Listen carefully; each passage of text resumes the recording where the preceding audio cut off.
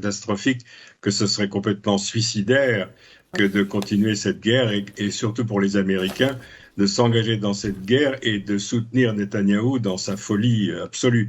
Donc je pense que quoi qu'il arrive, il va falloir trouver un chemin de sortie. Autrement, c'est pas possible. Tout le monde sait qu'actuellement la Chine a transporté du matériel militaire jusqu'à Téhéran. La Russie a l'air de modifier, Poutine a l'air de hausser le ton. Le Pakistan a avoué sans problème son soutien absolu à l'Iran. Le détroit d'Ormuz, enfin les enjeux sont absolument considérables, régionaux et internationaux. Donc je ne vois pas comment on pourrait, Trump, qui d'ailleurs a l'air de mettre un petit peu d'eau dans son vin, mais il est tellement versatile qu'on ne sait pas très bien ce qui va se passer, personnellement, j'imagine pas une folie pareille. Je savais, je l'ai même écrit dans la presse algérienne, je suis pas devin, mais je savais que les Iraniens, dans un premier temps, allaient expédier leur fond de tiroir, des drones hors d'âge, des vieux missiles, de telle manière que le dôme de fer use de nombreux missiles pour abattre en fait des cibles qui n'en valaient pas la peine. Et qu'une fois que le dôme de fer sera un petit peu fatigué, ou du moins même à court de munitions, nous dit-on, là, ils enverraient des missiles beaucoup plus puissants, voire missiles hypersoniques. Et c'est ce qui est en train de se passer. Là maintenant, je veux dire, le champ est complètement ouvert pour les tirs iraniens, même si de leur côté, les Iraniens enregistrent forcément de dégâts très importants. Et au niveau des morts, on était à 300 hier, ça a dû, hélas, augmenter aujourd'hui. Mais le point capital, c'est la façon dont les Iraniens parviennent à atteindre Israël avec, j'allais dire, une relative facilité. Donc c'est une défaite considérable psychologique et militaire pour Netanyahou. Je pense que Trump ne peut pas le suivre sur ce terrain-là. Eh bien justement, on va développer tous ces aspects que vous avez évoqués et bien d'autres. Jacques-Marie Bourget, restez avec nous. Juste le temps de voir ce sujet ensemble, signé. פה עמדתי, תראי כל הדלת עפה עליי, אליי. פה כל היום אנחנו יושבים, פה.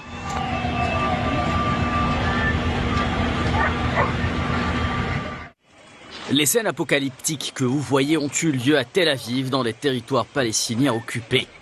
Des sirènes qui ne cessent de retentir et une population qui s'entasse dans les abris souterrains. L'expression de la légitime défense iranienne plonge l'entité sioniste dans un état de sidération. Un véritable traumatisme dû à la 14e salve de frappes lancées par l'Iran en riposte à l'agression sioniste. Des frappes qualitatives opérées par l'armée iranienne qui a utilisé des missiles de pointe selon l'agence Fars. La balistique iranienne continue de déjouer le dispositif de défense aérienne sioniste. La police sioniste a fait état de plusieurs impacts après des tirs de missiles iraniens ayant provoqué de violentes explosions à Tel Aviv et Al-Quds occupé. Il s'agit pour le moment de la riposte iranienne la plus dure subie par l'entité sioniste depuis le début de son agression. Une opération qui s'est poursuivie tout au long de la journée, s'étendant à d'autres zones des territoires palestiniens occupés à l'image de Haïfa. Alors que les attaques sionistes sur Téhéran et ses environs se poursuivent également du côté sioniste, l'onde de choc psychologique est grande face à une résilience iranienne de plus en plus surprenante pour l'état-major et la population sioniste, sans cesse trompée par une propagande qui n'est que le fruit de l'arrogance d'un gouvernement engagé dans une fuite en avant et qui s'écroule comme un château de cartes, risquant d'infliger à l'agresseur une défaite militaire et diplomatique à laquelle il ne s'attendait pas.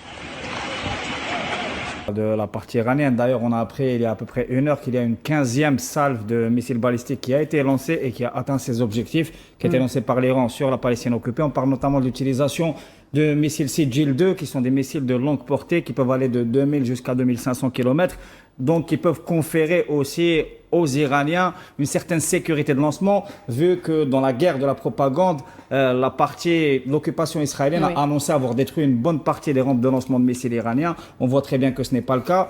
Cette salve, il y a 1 heure, en plus de celle de ce matin qui a été très dure et qui a touché des sites névralgiques stratégiques, notamment dans 3 régions particulièrement, dans le Grand Tel Aviv, Oui. dans la région de Haïfa qui est le cœur économique et qui est vraiment, si vous voulez, le centre névralgique de l'économie sioniste, et aussi Beer-Seba ou Beersheba dans le sud, dans le Negev occupé, qui est, elle, la région qui abrite notamment Daimona, la centrale nucléaire, mais aussi d'autres grands centres militaires, à la fois de l'industrie militaire, mais aussi du renseignement. D'ailleurs, la cible qui a été frappée est une cible liée au renseignement sioniste, qui a occasionné ensuite, parlons de choc, si vous voulez, des dégâts dans un hôpital militaire qui abritait d'ailleurs des soldats qui étaient impliqués dans le génocide qui continue toujours sur la bande de Gaza. Et donc, on remarque que la stratégie d'usure iranienne marche pour le moment, déjà en épuisant, comme l'a dit notre invité, les défenses israéliennes qui sont très coûteuses. Je rappelle que ce n'est pas le dôme de fer qui est utilisé pour se défendre contre les missiles balistiques, mais plutôt le système Arrow 3, qui est un système américain qui coûte très cher. On parle de $2 millions pour un seul missile tiré, et c'est un système qui est complètement tributaire de l'appui logistique et technique américain. On parle de quelques jours qui resteraient si vous voulez, de stock stratégique pour la partie sioniste, et donc ça implique un vrai défi. La deuxième cible de cette guerre d'usure, c'est l'économie sioniste qui est déjà très fragilisée. Depuis au moins une semaine, il y a un arrêt total des aéroports. Aujourd'hui, la bourse de Tel Aviv a été ciblée, une cible à la fois symbolique, mais aussi qui pèse beaucoup sur l'économie sioniste. Parce que c'est un message, au fait, qui a exactement, été on sait que le point faible, si vous voulez, en matière militaire de la partie sioniste, c'est les guerres à long terme et les guerres d'usure, notamment sur le volet économique. L'entité sioniste reste très très dépendante de l'extérieur et reste aussi très dépendante notamment du secteur, par exemple, des hautes technologies, qui aussi a été ciblé. On parle de plusieurs cibles qui ont été atteintes liées au complexe militaire-industriel et au complexe high-tech et technologique sioniste, ce qui fait très très mal. On a aussi évoqué hier, par exemple, parce qu'il y a eu à peu près 24 heures on ne va pas dire d'arrêt des hostilités, mais de baisse de tension. Et on parle du fait que les renseignements sionistes ont essayé de relancer l'activité économique, notamment dans le Grand Haïfa, pour essayer à la fois de rassurer la population, mais aussi de faire marcher la machine commerciale économique qui est nécessaire. Ça a subi un échec cuisant. Une dernière information importante, c'est le fait qu'il y ait, en plus de la censure militaire, qui empêche, si vous voulez, toute image de filtrer. Il y a eu l'interdiction pure et simple pour plusieurs chaînes de télévision qui sont accréditées. On leur a assigné directement l'interdiction de filmer les sites. Et donc, on a aussi une guerre informationnelle de très haut niveau. Une autre information, à mon avis, importante, c'est le fait que l'entité sioniste continue de cibler notamment les sites nucléaire iranien, ce qui a provoqué, si vous voulez, des réactions internationales assez importantes, parce qu'on risque aussi un incident nucléaire. D'ailleurs, l'agence russe Rusatom a parlé du fait qu'on risquait un autre Tchernobyl s'il y avait une continuité des attaques sur notamment les installations nucléaires. Notamment, la principale d'ailleurs, c'est l'objet de l'intervention ou pas des Américains, c'est c'est la centrale nucléaire de Fordo, qui est très difficile à atteindre et qui occasionnerait, s'il y avait une implication américaine, à la fois une escalade régionale, mais aussi éventuellement un incident radioactif majeur comparable à celui de Tchernobyl. Sont animés par un mépris absolu pour leur adversaire dès que l'adversaire est un membre de ce qu'on appelait jadis le tiers-monde. Mais l'Iran n'est pas du tout le tiers-monde. L'Iran, c'est un empire. Et un empire garde toujours dans son ADN la mémoire de ce qu'il a été un empire. Et les Iraniens se préparent depuis extrêmement longtemps à ce genre de guerre, ce genre d'attaque, même s'ils subissent de gros dégâts. Ce sont des gens patients, ce sont des gens... Et il y a beaucoup de gens très éduqués en Iran. Ils ont une stratégie un peu du chat qui attend la souris. Et comme je le disais, ils ont laissé les Israéliens gaspiller leur dôme de fer et leur défense antiaérienne. Et maintenant, ils démontrent leur pleine puissance.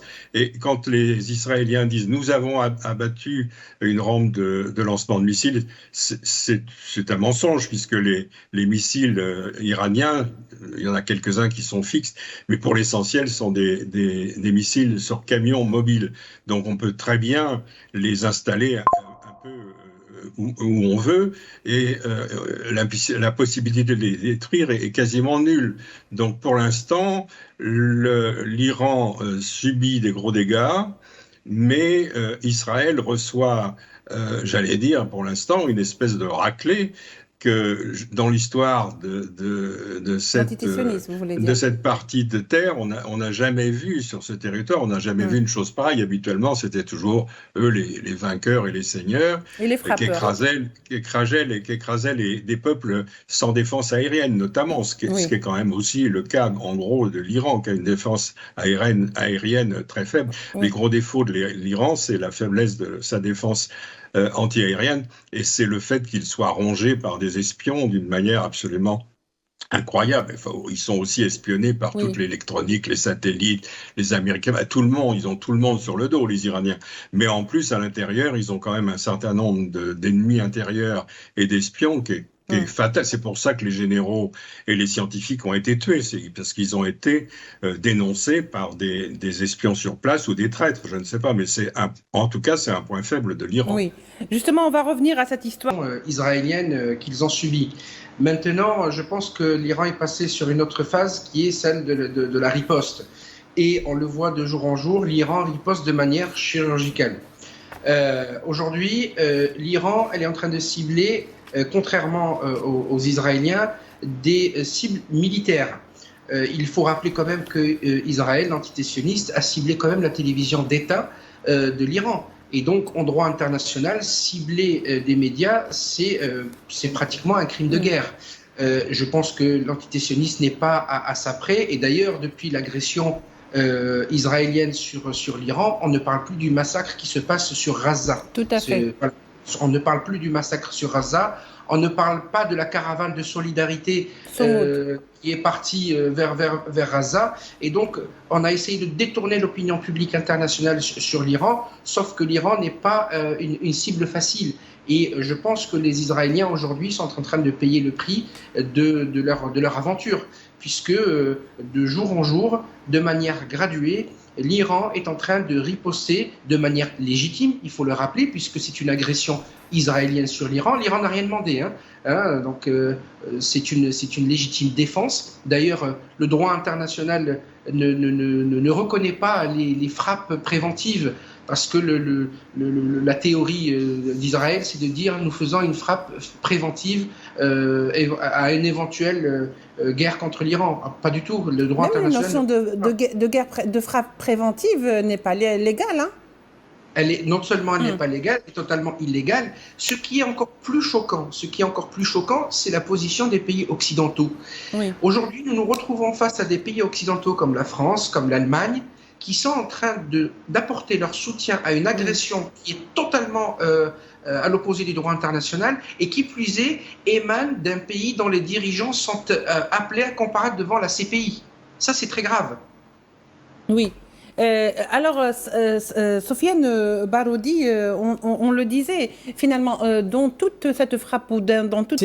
opéré par l'entité sioniste. C'est-à-dire, on a vu ça, par exemple, à l'occasion de l'escalade avec le Liban, notamment avec le Hezbollah libanais, où il y avait une censure énorme de toutes les images qu'ils arrivent à contrôler d'ailleurs, y compris des téléphones, et il y a une forme de régime militaire qui interdit complètement de communiquer sur les pertes. Ça fait partie aussi de la panoplie de guerre psychologique, si vous voulez, qui est vraiment au cœur de la stratégie sioniste, parce que même la stratégie actuelle contre l'Iran, même si tout à l'heure le cabinet restreint a annoncé qu'il n'avait pas pour objectif de faire chuter le régime iranien, on voit très bien que le vrai objectif, c'est d'essayer de faire imploser, voire de faire exploser avec une combinaison à la fois de pousser à l'insurrection interne avec les appels, par exemple, de Pahlavi qui se multiplient aussi avec une certaine opposition pro-sioniste à l'intérieur de l'Iran, et de conjuguer ça avec des frappes extérieures, éventuellement en impliquant l'allié américain pour permettre, si vous voulez, quasiment un dépeçage de l'État iranien au-delà de la chute du régime en lui-même. Donc, le procédé de censure, c'est vraiment un procédé classique. D'ailleurs, Al Jazeera elle a eu déjà des problèmes. Par exemple, les bureaux en Cisjordanie occupés ont été fermés par ordre du gouverneur militaire. Il ne faut pas oublier qu'on a affaire à un régime d'apartheid, un régime militaire qui est très, très endurci, notamment actuellement, notamment avec toute la dérive, si vous voulez, intégriste et fanatique qui sous-tend à cette attaque-là, parce qu'il y a aussi l'aspect, si vous voulez, vraiment messianiste qui est très inquiétant. Il y a beaucoup de partis, notamment l'extrême droite ultra-sioniste, qui appellent de leur vœu une forme d'Armageddon nucléaire, ce qui inquiète beaucoup les observateurs et l'opinion publique internationale. Après, il y a aussi d'autres éléments, à mon avis, qui sont importants. D'ailleurs, la dernière salve, elle a été observée notamment au nord. Par exemple, il y a eu des témoignages, il y a eu quelques images qui ont filtré de la région de Tabaria, dans le Golan occupé, qui montrent aussi l'ampleur des dégâts. On voit qu'il y a une stratégie iranienne, si vous voulez, à la fois d'usure et peut-être même d'attrition qui permettrait, si vous voulez, de réduire les capacités défensives de l'occupation israélienne et d'empêcher un appui logistique américain qui peine à venir. Il y a aussi un autre aspect qui est important dans l'agression en elle-même, c'est l'implication de l'AIEA, de l'Agence internationale de l'énergie atomique. Et hier, l'ancien chef de la diplomatie iranienne, Mohamed Jawad Zarif, qui est l'un des architectes de l'accord nucléaire de 2015, a dénoncé ouvertement le rôle qu'a eu Grossi, c'est-à-dire le directeur de l'agence atomique, qui a à la fois fait fuiter des informations secrètes sur le programme civil iranien et qui a donné, si vous voulez, une forme de casus belli pour le lancement de l'attaque en pleine négociation, parce qu'il y a eu aussi une forme de subterfuge, une négociation, une fuite de documents qui a ensuite occasionné, si vous voulez, une forme de casus belli dans le langage militaire. Mais là, je veux dire, c'est illégal. Bien sûr. Jawad Zarif a même dit qu'il fallait juger Grossi. Voilà. Aujourd'hui, il y a plusieurs associations qui luttent contre la prolifération nucléaire, qui justement pointent du doigt l'implication de l'Agence internationale de l'énergie atomique, surtout vu les risques élevés d'incidents nucléaires, parce qu'on voit très bien que l'offensive sioniste est complètement irrationnelle et complètement irresponsable. C'est-à-dire que, en plus du fait qu'il s'attaque aussi à des cibles civiles, il faut rappeler que le premier jour, il y a eu des bombardements d'appartements civils. Ils ont tué les savants. C'est pas nouveau pour l'entité sioniste. C'est pas nouveau. Il y a eu aussi l'assassinat ciblé de tous les dirigeants palestiniens.